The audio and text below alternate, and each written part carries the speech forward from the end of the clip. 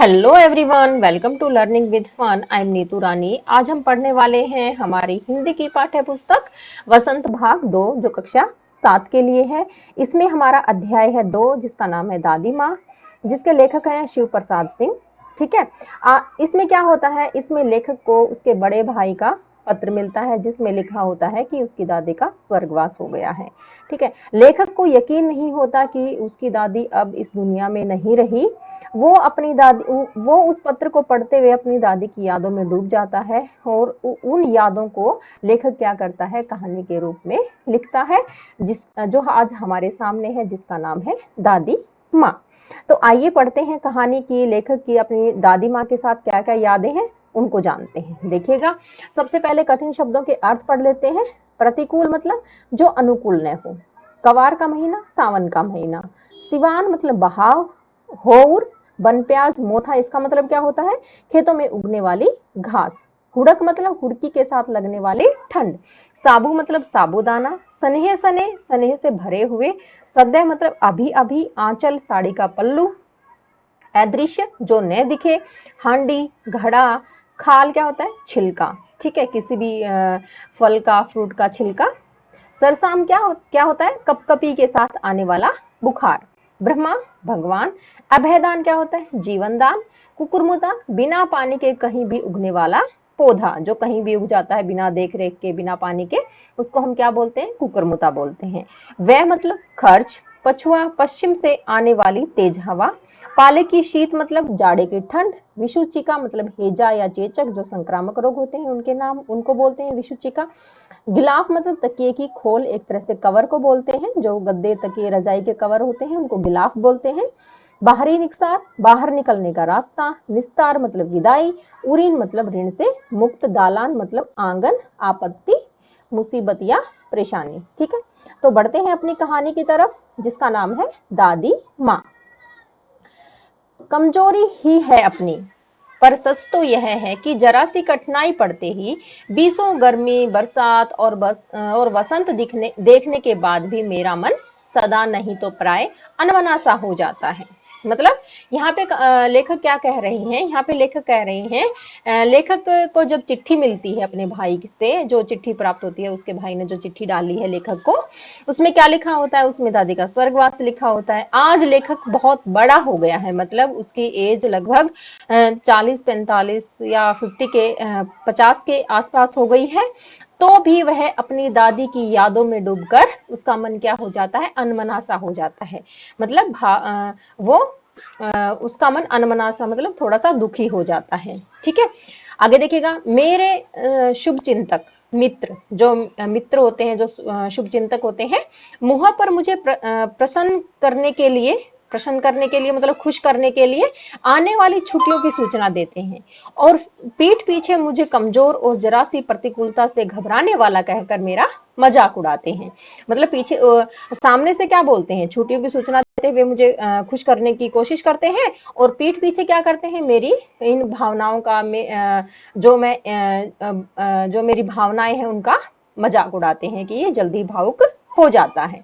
मैं सोचता हूँ, अच्छा अब कभी उन बातों को नहीं सोचूंगा, ठीक है जाने दो, सोचने से होता ही क्या है। पर बरबस मेरी आंखों के सामने शरद की शीत किरणों के समान सवच्छ शीतल किसी की धुंधली छाया नाच उठती है। यहाँ पर लेखक क्या कह रहे हैं कि मैं अब कभी भी उन यादों में नहीं डूबूंगा। किसकी यादों में, अपनी दादी माँ की यादों में, जिसको याद करके वो भावुक हो जाता है, लेखक भावुक हो जाते हैं। और वो कहते हैं, परंतु मेरे बस की बात नहीं है, बरबस मेरी आंखों के सामने शरद की शीत किरणों के समान सवच्छ शीतल किसी की धुंधली छाया नाच उठती है। मतलब उसकी आंखों के सामने क्या हो जाता है, उसकी दादी माँ की यादें तैरने लग जाती हैं। ठीक है, आगे देखिएगा। मुझे लगता है जैसे कवार के दिन आ गए हैं। मैं अपनी दादी माँ को याद करता हूँ तो मुझे क्या क्या लगता है, मुझे ऐसा लगता है कि जैसे सावन के दिन आ गए हैं, बारिश का मौसम आ गया है। ठीक है। मेरे गांव के चारों ओर पानी ही पानी हिलोरे ले रहा है। जो मेरा गांव है उसके चारों ओर पानी ही पानी भर गया है। दूर के सिवान से बहकर आए हुए मोथा, साई की अधगली घासें, घेऊर और बन प्याज की जड़ें तथा नाना प्रकार की बरसाती घासों के बीज सूरज की गर्मी में खोलते हुए पानी में सड़कर एक विचित्र गंध छोड़ रहे हैं। इसमें क्या होता है, इसमें ये होता है कि जब पानी कहीं से बहकर आता है तो उस बहाव में क्या होते हैं, जो घास होती है, जो अलग अलग तरह की घास होती है वो बहकर आ जाती है और एक जगह जब पानी इकट्ठा हो जाता है और जब सूरज निकलती है तो उसमें से वो जो घास जो वो घास है वो सड़ जाती है और उसमें से अलग तरह की गंध आने लग जाती है। ठीक है।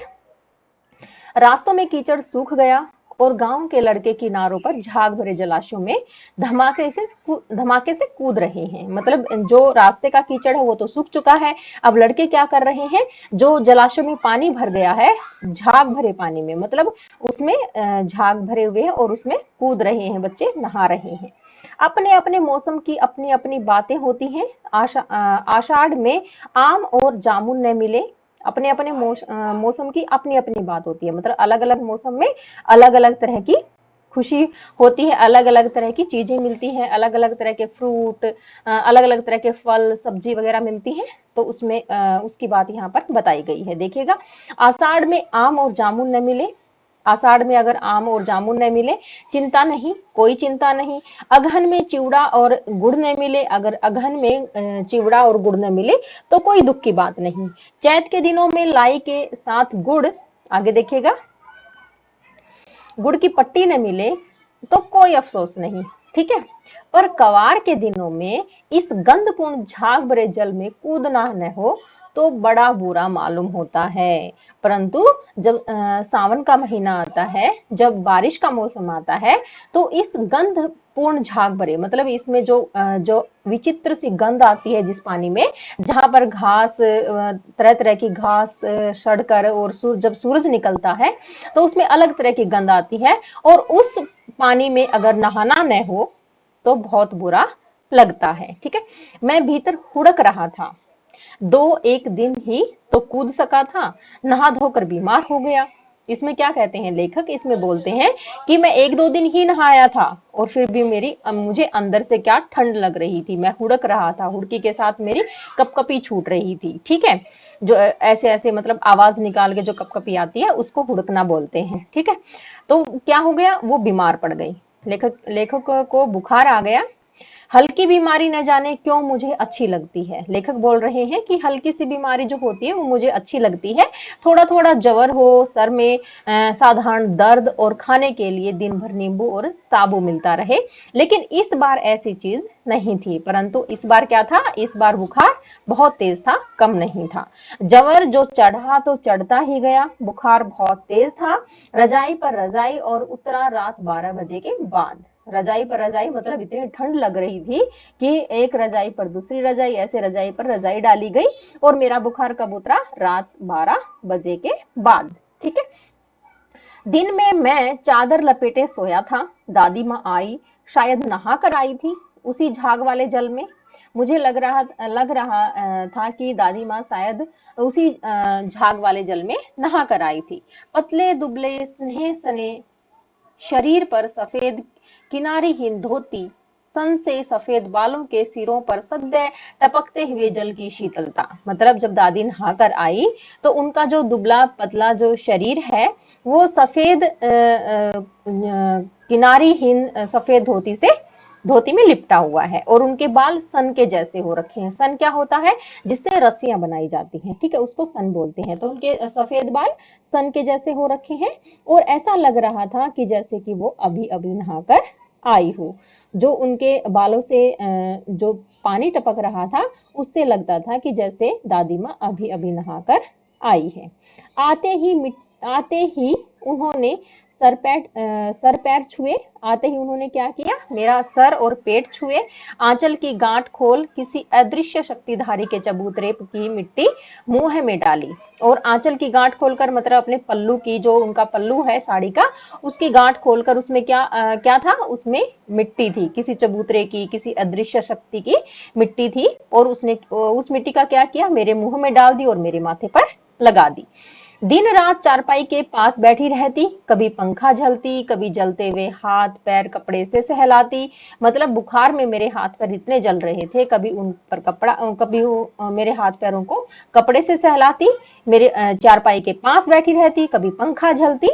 ठीक है, सर पर दालचीनी का लेप करती, सर पर क्या करती, दालचीनी का लेप करती। और 20 बार छू छू कर ज्वर का अनुमान लगाती। मतलब 20 बार, मतलब बहुत बार मुझे छू छू कर क्या करती, मेरे बुखार का अनुमान लगाती कि बुखार ज्यादा तेज है या कम है। ठीक है, हांडी में पानी आया कि नहीं, उसे पीपल की छाल से छोंका कि नहीं, खिचड़ी में मूंग की दाल एकदम मिल तो गई है, कोई बीमार के घर में सीधे बाहर से आकर तो नहीं चला गया, आदि लाखों प्रश्न पूछ पूछ कर घर वालों को परेशान कर देती थी। मतलब दादी माँ को बहुत चिंता थी, वो बहुत सारे प्रश्न पूछती थी कि हांडी में, मतलब हांडी में एक तरह का बर्तन होता है, हांडी मटका, मतलब उसमें पानी है कि नहीं है, उसे उसे पीपल की छाल से छोंका गया है कि नहीं छोंका गया है, खिचड़ी में मूंग की दाल एकदम से मिल गई है कि नहीं मिल गई है, कोई बीमार के घर में सीधे बाहर से आकर तो नहीं चला गया है, आदि लाखों प्रश्न पूछ पूछ कर घर वालों को परेशान कर देती थी। दादी माँ को बहुत चिंता होती थी।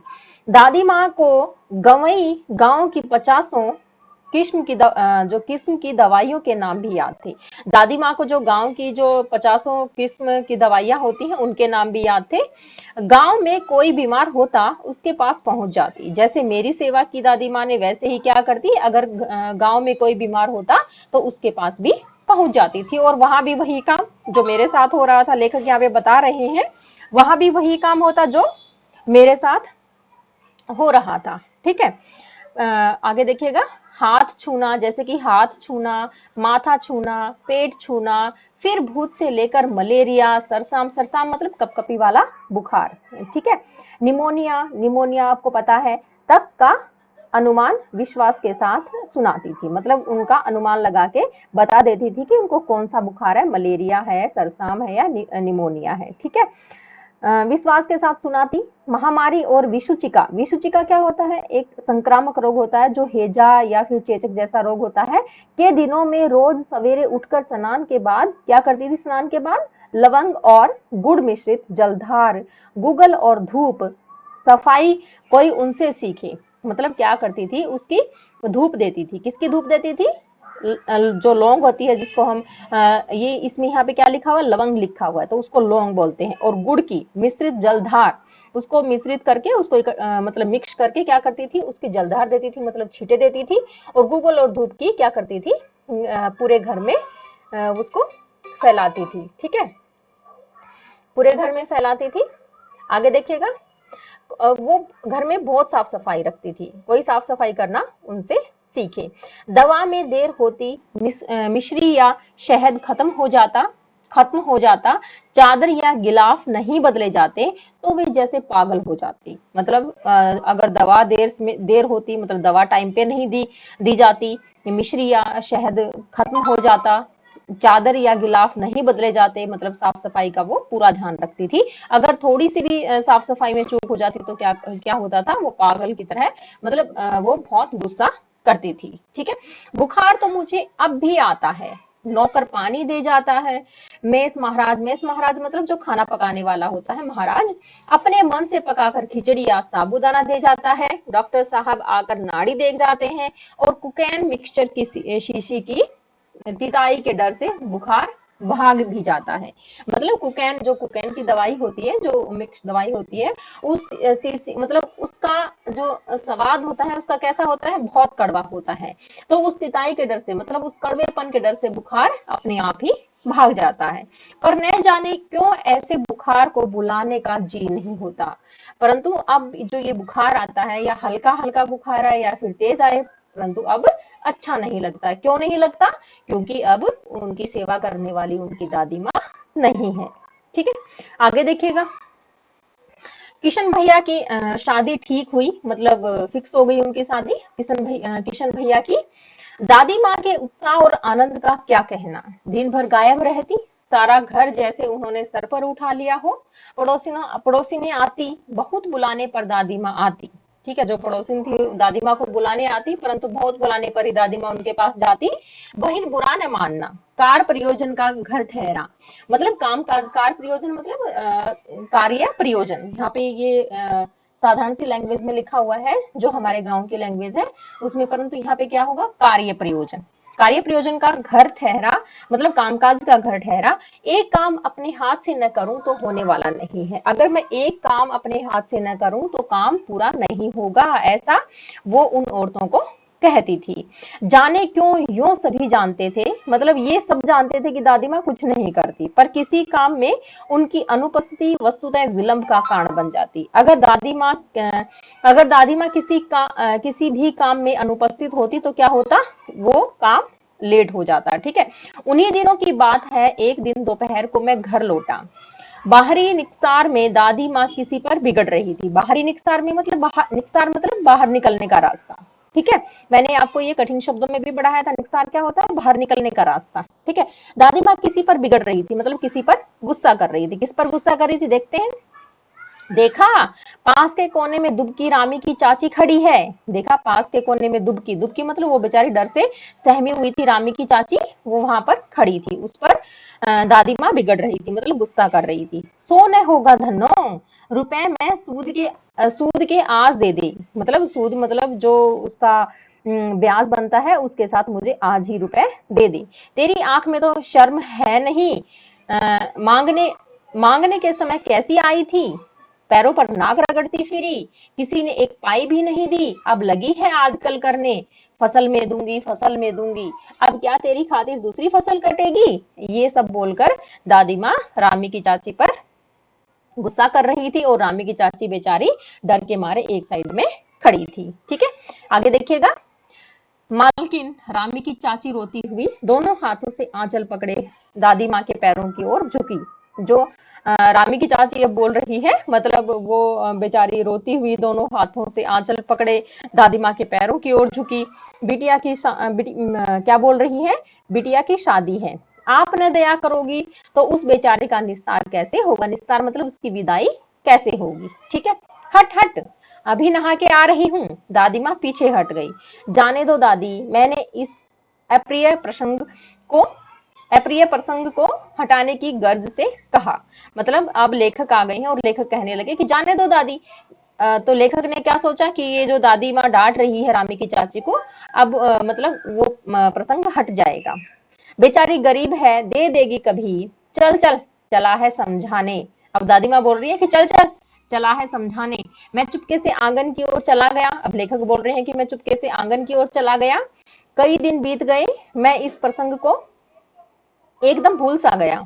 एक दिन रास्ते में रामी की चाची मिली। वह दादी को पूतो फलो दूधो नहाव का आशीर्वाद दे रही थी, मतलब उनको शुभकामनाएं दे रही थी। मैंने पूछा क्या बात है धन्नो चाची, तो उसने विह्वल होकर कहा, भावुक होकर, विह्वल मतलब भावुक, भावुक होकर कहा, उरीन हो गई बेटा, ऋण से, उरीन मतलब ऋण से मुक्त हो गई हूँ बेटा, भगवान भला करे हमारी मालकिन का। कल ही आई थी, पीछे का सभी रुपया छोड़ दिया, ऊपर से 10 रुपए का नोट देकर बोली, देखना धन्नो, जैसी तेरी बेटी वैसी मेरी, 10-5 के लिए हंसाई न हो, देवता देवता है बेटा देवता। उस रोज मतलब अब वो जो रामी की चाची थी धन्नो, वो बोल रही है कि देवता है बेटा देवता। ऐसा किसको बोल रही है, लेखक को बोल रही है। किसके बारे में बोल रही है, लेखक की दादी के बारे में बोल रही है। ठीक है, उस रोज तो बहुत डांट रही थी, मैंने पूछा। अब लेखक ने पूछा, उस रोज तो तुम्हें बहुत डांट रही थी दादी माँ। वह तो बड़े लोगों का काम है बाबू, रुपया देकर डांटेंगे भी नहीं तो क्या लाभ। मैं मन ही मन इस तर्क पर हंसता हुआ आगे बढ़ गया। ठीक है, किशन के विवाह के दिनों की बात है। विवाह के 4-5 रोज पहले से ही औरतें रात भर गीत गाती हैं। ठीक है, ये सबके यहाँ होता है। जो शादी वाला घर होता है उसमें रात भर गीत गाए जाते हैं। कुछ दिन शादी के कुछ दिन पहले विवाह की रात को अभिनय भी होता है, विवाह की रात को एक नाटक भी होता है। कैसा नाटक होता है, यह प्राय एक ही कथा का हुआ करता है। उसमें विवाह से लेकर पुत्रोत्पत्ति तक के सभी दृश्य दिखाए जाते हैं। मतलब विवाह से लेकर जब तक पुत्रोत्पत्ति नहीं हो जाती तब तक के वो सारे दृश्य दिखाए जाते हैं। सभी पाठ औरतें ही करती हैं। मैं बीमार होने के कारण बारात में न जा सका। मेरा ममेरा भाई राघव दालान में सो रहा था, वह भी बारात में नहीं पहुंचा क्योंकि वो लेट हो गया था। ठीक है। औरतों ने उस पर आपत्ति की। किस पर आपत्ति की? कि लेखक भी घर पे ही था और जो उसका ममेरा भाई है राघव, वो भी घर पे ही था। तो औरतों ने उसको मतलब उससे इस बात पर आपत्ति की कि ये घर में कैसे है। दादी माँ बिगड़ी। अब दादी माँ उन औरतों पर बिगड़ गई। लड़के से क्या पर्दा, लड़के और ब्रह्मा का मन एक जैसा होता है। ठीक है, आगे देखेगा। मुझे भी पास ही एक चारपाई पर चादर उठाकर दादी माँ ने चुपके से सुला दिया। बड़ी हंसी आ रही थी। सोचा कहीं जोर से हंस दूं भेद खुल जाएगा, निकाल बाहर किया जाऊंगा, पर भाभी की बात पर हंसी रुक न सकी और भांडाफोड़ हो गया। मतलब पोल खुल गई कि लेखक अभी यहीं पर सो रहा है। दादी माँ ने तो चारपाई पर चादर उठाकर उसको सुला दिया था, परंतु क्या हुआ कि उसकी जो भाभी थी उनकी बातों पर उनकी हंसी रुक न सकी और भांडाफोड़ हो गया। मतलब पता चल गया कि लेखक यहीं पर है। देबू की माँ ने चादर खींच ली। जो देबू की माँ थी उन्होंने उसकी चादर खींच ली। कहो दादी, यह कौन बच्चा सोया है? बेचारा रोता है शायद, दूध तो पिला दूं। हाथापाई शुरू हो गई। दादी माँ बिगड़ी। लड़के से क्यों लगती है? ठीक है, दादी माँ बिगड़ गई। अब लड़के के साथ ऐसा क्यों कर रही है? तो सुबह रास्ते में देबू की माँ मिली। कल वाला बच्चा भाभी। मैं वहां से जोर से भागा और दादी माँ के पास जाकर खड़ा हो गया।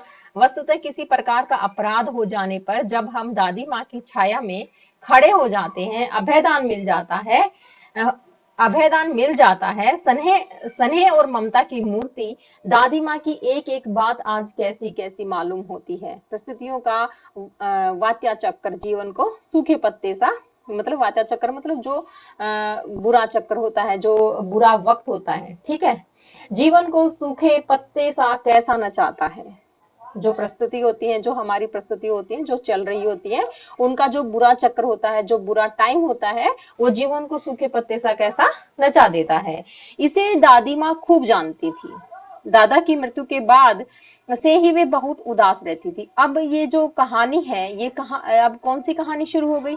यहाँ तक तो कहानी हुई उनके जो भाई का विवाह हुआ था किशन का, वो यहाँ तक थी। इसके बाद जो उनके परिवार पर विपत्ति आई उनके दादा के मरने के बाद, उस समय का यहाँ पर अब लेखक ने जिक्र किया है। देखिएगा, संसार उन्हें धोखे की टट्टी मालूम होता है। दादा ने उन्हें स्वयं जो धोखा दिया, वे सदा उन्हें आगे भेजकर अपने पीछे आने की झूठी बात कहा करते थे। दादा की मृत्यु के बाद कुकुरमुते की तरह बढ़ने वाले, मुंह में राम बगल में छुरी वाले दोस्तों की शुभ चिंता ने स्थिति और भी डावाडोल कर दी। मतलब जो हमारी घर की परिस्थिति थी उसको और भी बिगाड़ दिया। किसने बिगाड़ दिया? जो कुकुरमुते की तरह बढ़ने वाले जो मतलब बिना घास, कुकुरमुता क्या होता है? एक ऐसा पौधा होता है जो बिना किसी देख रेख के, बिना किसी पानी के अपने आप ही उग जाता है, उसको बोलते हैं कुकुरमुता। ठीक है, कुकुरमुते का पेड़। तो वैसे ही जो दोस्त थे वो क्या करते थे? वो सामने तो कुछ बोलते थे और पीछे से कुछ बोलते थे। तो इस वजह से जो स्थिति थी हमारी, जो हमारे घर की परिस्थिति थी, वो और भी डामाडोल हो गई, मतलब और भी ज्यादा बिगड़ गई। दादा के श्राद्ध में दादी माँ के मना करने पर भी पिताजी ने जो अतुल संपत्ति व्यय की, वह घर की तो थी नहीं। मतलब जो दादाजी के श्राद्ध में, दादाजी के मरने के बाद जो श्राद्ध का टाइम आता है, उस समय पिताजी ने क्या किया? जो संपत्ति थी सारी उसको खर्च कर दिया। ठीक है। दादी माँ अक्सर उदास रहा करती। माँ के दिन थे, माह जो सर्दी के दिन थे, माह के दिन थे, सर्दी के दिन थे, कड़ाके का जाड़ा पड़ रहा था। पछुआ का सन्नाटा और पाले की शीत हड्डियों में घुसी पड़ती थी। मतलब बहुत ज्यादा ठंड थी। पछुआ मतलब पश्चिम से आने वाली हवा। ठीक है, जो हवा आती है पश्चिम से उसको पछुआ बोलते हैं। उसका सन्नाटा मतलब उसकी जो आवाज थी, सन्नाटा था, और पाले की शीत हड्डियों में घुस पड़ती थी। मतलब बहुत ज्यादा ठंड लगती थी। शाम को मैंने देखा दादी माँ गीली धोती पहने कोने वाले घर में एक संदूक पर दिया जलाए हाथ जोड़कर बैठी है। ठीक है, उनकी स्नेह कातर आंखों में मैंने आंसू कभी नहीं देखे थे। मैं बहुत देर तक मन मारे उनके पास बैठा रहा। उन्होंने आंखें खोली। दादी माँ, मैंने धीरे से कहा, क्या है रे, तू यहाँ क्यों बैठा है? दादी माँ ने बोला, दादी माँ, एक एक बात पूछूं, बताओगी ना? लेखक ने बोला कि दादी माँ, एक बात पूछूं, आप बताओगी? मैंने उनकी स्नेहपूर्ण आंखों की ओर देखा। ठीक है, आगे देखिएगा। क्या है, पूछ। तू रोती थी? मतलब लेखक ने पूछा, तो रो रही थी? दादी माँ मुस्कुराई। पागल, तूने अभी खाना भी नहीं खाया है। चल चल, धोती तो बदल लो दादी माँ। लेखक ने कहा कि धोती तो बदल लो दादी माँ, ये गीली है, ठंड लग जाएगी। मैंने कहा, मुझे अब दादी माँ ने कहा कि मुझे सर्दी गर्मी नहीं लगती बेटा। वे मुझे खींचती रसोई में ले गई। सुबह मैंने देखा चारपाई पर बैठे पिताजी और किशन भैया मन मारे कुछ सोच रहे हैं। दूसरा चारा ही क्या है? बाबू बोले, उनके पिताजी बोले, रुपया कोई देता नहीं, कितने के तो अभी पिछले ही बाकी हैं। वे रोने रोने से हो गई। रोता क्यों है रे? अब दादी माँ कहती है उनको, अब रोता क्यों है रे? दादी माँ ने उनका माथा सहलाते हुए कहा, मैं तो अभी हूँ ही, मैं तो अभी हूँ ना। उन्होंने संदूक खोलकर एक चमकती हुई चीज निकाली। तेरे दादा ने यह कंगन मुझे इसी दिन के लिए पहनाया था। उनका गला भराया। मैंने इसे पहना नहीं, इसे सहेज कर रखती आई हूँ। यह उनके वंश की निशानी है। उन्होंने आंसू पोंछकर कहा, पुराने लोग आगा पीछा सब सोच लेते हैं बेटा, सब सोच लेते थे बेटा। मतलब दादी माँ ने क्या किया, जब उनके घर की परिस्थिति बिगड़ रही थी, स्थिति बिगड़ रही थी, तो दादी माँ ने जो कंगन रखा था अपना, सोने का जो कंगन रखा था, उसको निकाल कर दे दिया और बोले कि ये जो चीज है, ये मैंने सहेज कर रखी हुई है। मतलब जब ये उनके वंश की निशानी है, जो तुम्हारे दादाजी ने दी थी, ये उनके वंश की निशानी है। उन्होंने आंसू पोंछ कर कहा, पुराने लोग आगा पीछा सब सोच लेते थे। मतलब आगे क्या होने वाला है, पीछे क्या होने वाला है, कैसा भी समय आ सकता है, तो उन सब वो सब सोचकर वो उन सबको संभाल कर रखते थे। मतलब ऐसा दादी माँ अपने बच्चों को कहती है। आगे देखिएगा। सचमुच मेरी दादी माँ शाप भ्रष्ट देवी सी लगती थी। मतलब शाप से ग्रस्त, मतलब जो श्राप दे देते हैं ना, जैसे पहले आपने देखा होगा महाभारत जैसे, किसी सीरियल में देखा होगा कि उसको श्राप दे दिया गया। श्राप भ्रष्ट होना मतलब किसी को श्राप दे देना। एक देवी सी लगती थी। धुंधली छाया विलीन हो गई। मैंने देखा दिन काफी चढ़ आया है। पास के लंबे खजूर के पेड़ से उड़कर एक कौवा अपनी घिनौनी काली पांखें फैलाकर मेरी खिड़की पर बैठ गया। मतलब अब धुंधली सी छाया विलीन हो गई मतलब छुप गई। विलीन हो गई मतलब वो समाप्त हो गई। ठीक है। धुंधली सी छाया, किस चीज की धुंधली सी छाया? जो लेखक अपने उसके भाई ने जो लेखक को पत्र लिखा था, वो पत्र लेखक पढ़ रहे थे। अब वो पढ़ते पढ़ते क्या हुआ, अब उसका एकदम से उसकी आंखें, मतलब वो जो यादों में डूबे हुए थे, उन यादों से बाहर आ गए। तो क्या था, धुंधली सी छाया विलीन हो गई मतलब उनकी दादी माँ की जो यादें थी, अब वो मतलब एकदम से मतलब विलीन हो गई, मतलब समाप्त हो गई। मैंने देखा दिन काफी चढ़ आया है। पास के लंबे खजूर के पेड़ से उड़कर एक कौवा अपनी घिनौनी काली पांखें फैलाकर मेरी खिड़की पर बैठ गया है। मतलब एक कौवा क्या कर रहा है, अपनी जो काली पंख हैं उनको फैलाकर मेरी खिड़की पर आ गया है। हाथ में अब भी किशन भैया का पत्र कांप रहा है। मतलब उसके हाथ में किशन भैया ने जो पत्र भेजा था दादी के स्वर्गवास का, वो अब भी उन लेखक के हाथ में था। काली चींटियों सी कतारें धूमिल हो रही हैं। मतलब काली चींटियों सी कतारें धूमिल हो रही हैं, इसका मतलब क्या है? जो लेखक वो पत्र पढ़ रहा था, जो पत्र में जो काली या नीली स्याही से जो लिखा हुआ था, वो कैसा लग रहा था? जैसे कि उस काली चींटियां कतारों में चल रही हूँ। मतलब उसकी आंखों में आंसू भर गए थे और वो साफ साफ नहीं देख पा रहा था पत्थर को। तो पत्थर में जो लिखा हुआ था वो ऐसा लग रहा था जैसे कि उस पर चींटियों की कतारें चल रही हूँ। आंखों पर विश्वास नहीं होता। मन बार बार अपने से ही पूछ बैठता, क्या सचमुच दादी माँ नहीं रही? मतलब आंखों पर विश्वास नहीं होता, मतलब इस बात पर लेखक को विश्वास नहीं हो रहा था कि उनकी दादी माँ अब इस दुनिया में नहीं रही। क्या सचमुच दादी माँ नहीं रही? और उसका मन बार बार क्या करता, उसका मन स्वयं से ही पूछ बैठता कि क्या सचमुच दादी माँ नहीं रही। ये जो कहानी है ये शिव प्रसाद सिंह द्वारा लिखी गई है। ठीक है। आपको ये कहानी पढ़कर कैसा लगा? प्लीज कमेंट जरूर करिएगा। धन्यवाद।